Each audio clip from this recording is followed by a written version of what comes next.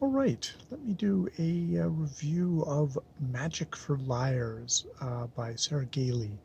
It's a 2019 murder mystery, urban fantasy, Harry Potter combined with Lev Grossman's Magicians. Maybe Magicians would be a better thing. Uh, and combined with kind of Sam Spade detective, hard-bitten detective novel where the detective is a woman, Ivy Gamble. Ivy Gamble is, to use a discredited term now, a muggle, a non magic person in a world where certain people, um, for whatever reason, are born with magic. And with that, they get the call. They get hooked when they start showing the stuff. Ivy's sister, Tabitha, she got angry at a kid who wouldn't lend her crayons, and she turned them to butter. And so was given brochures and sent off to magical school. Uh, Osthorpe's a school for mages. They're called mages, not witches and wizards. They're just all mages in this world. And this is sort of around the kind of San Francisco area in the United States. And she was sent off where Ivy had to stay at home, where her mother developed stomach cancer, and Tabitha seemingly never came home, and Ivy sort of held a grudge against her ever since. Grudge because she didn't get to be the special one. Grudge because her mother didn't get helped.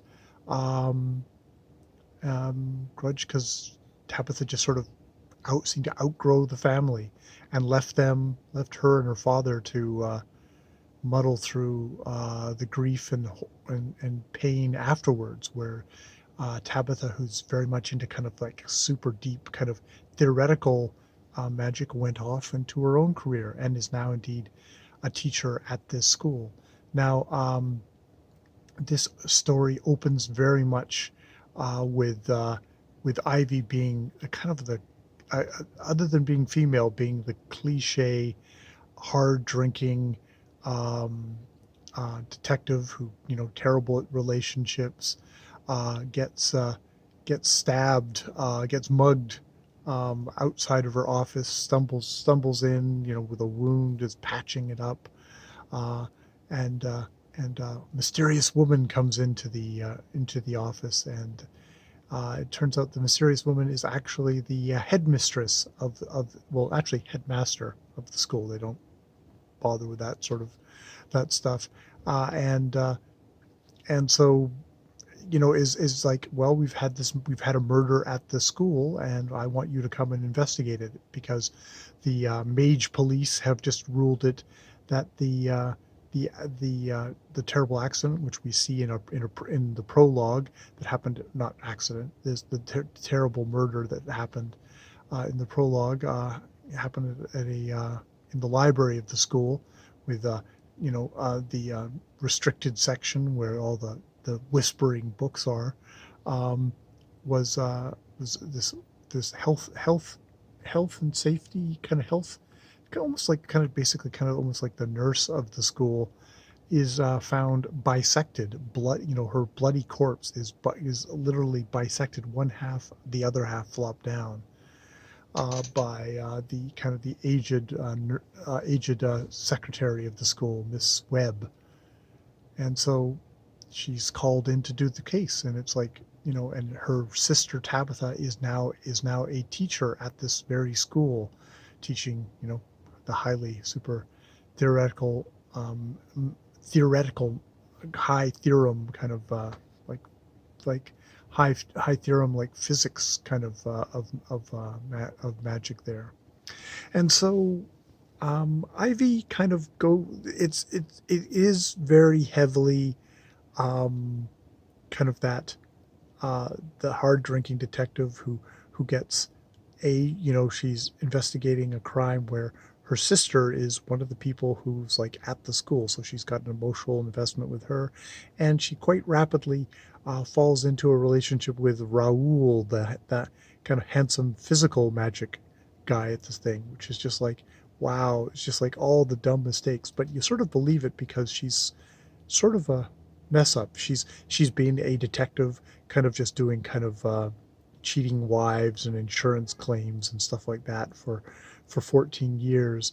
But this is her first murder that she's actually investigating, and a part of the reason why she's taking is because like, wow, it is my first murder, and oh, I can get money for this. But um, it's just she makes all those kind of the cliche dumb detective mistakes. But in some ways, I kind of accept that because uh, this far into the review, I have to say I'm not the person who is going to be that interested in the actual mystery itself as much as I'm interested in all the emotional entanglements of the story, all the all the kind of like the relationship of Ivy with her sister Tabitha, with there's a really good kind of metaphor going here. Actually, I find that they have of just like here we have a class of people who with through no kind of no no through no kind of no reason other than accident of birth get to go to an exclusive school.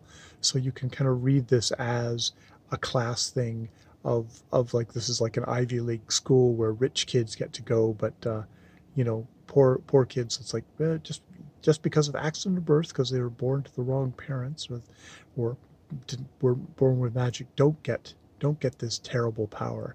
And indeed, there is a certain thing in this world where you see that there's a kind of a equivalent of magic with power. They do kind of do that urban fantasy thing where regular people don't really believe in magic. Ivy has a conversation with a bartender early on in the story, and it's like magic isn't real, and it's sort of like one of these things that people don't think it's real. So we're sort of allowed to have the same history as we were before. It's like Winston Churchill was like maybe the greatest mage that you would have ever heard of, most powerful mage you would have ever heard of. It's like, well, why didn't he just zap Hitler then? Well, I could explain it to you, but there's so many kind of like, agree all the agreements and treaties and rules that they have. But by the time I finish explaining it to you, you'd want to just gouge your eyes out. So they kind of sidestep that whole, this is a recognizable our world, but it has magic in it, but it hasn't radically changed our it hasn't radically changed our history or whatever. This is why we're still in this world, but it's also got magic. It's just hidden there. Um, but so we have that kind of that interesting kind of little metaphor. We just have the thing of like why didn't Tabitha try and help her mother? And this is one of these things that Ivy kind of learns about as we go along in the story, and we find that all these things um, indeed actually do combine with the murder to be kind of give it a fairly satisfying emotional heft. Now that said, I said like I'm terrible at mysteries and I don't pay attention to them. I definitely figured out who the murderer was, which I guess I could say, hooray, the book made me feel smart, or I say, this book isn't tricksy enough to fool even me, a doughhead like me. So I'm kind of iffy about. I kind of waver back and forth with that. I feel like there was one crucial slip made by the murderer, which if they hadn't said that, and they somehow kind of presented a withholding of a certain report a bit better, I would have been surprised at the end versus kind of going, oh, that okay, well now I know what it is. But that said, that was interesting. Oh fuck, I never did actually go to check because um, as the story ends, Ivy's kind of left between two choices of what to do, of whether it's going to kind of you know, well, not even that. It's like she's basically waiting to have kind of her what she does next decided for her, and I felt that was kind of unsatisfying. It's like Ivy herself, she got whacked down in the story, and she never really. I don't feel like she really picked herself up again by the end of the story. So it's sort of like one of these, like, it might be one of these things where, you know, the author, uh, they are Sarah. They are, is going to make a make this a plot point for the next book of her developing, but I feel like she's a little bit frozen at the end of this one, and that felt kind of unsatisfying, just because she does go through some emotional kind of discoveries in this book, but by the end she just seems sort of frozen and as fucked up as she was at the beginning. So it doesn't feel like the main character had that movement. So while I enjoyed the mystery and all that, um, Ivy herself, I was sort of by the end, I was kind of dissatisfied with how she went. That said, maybe if this is indeed going to be a series, I might pick up the next book to see if they kind of if Gailey kind of moves her along a little bit better. But as a standalone novel in this one, it felt kind of dissatisfying. All right, well, that is my review of Magic for Liars. And indeed, yes, there's lots of liars in this book, including Ivy herself. All right, more videos later.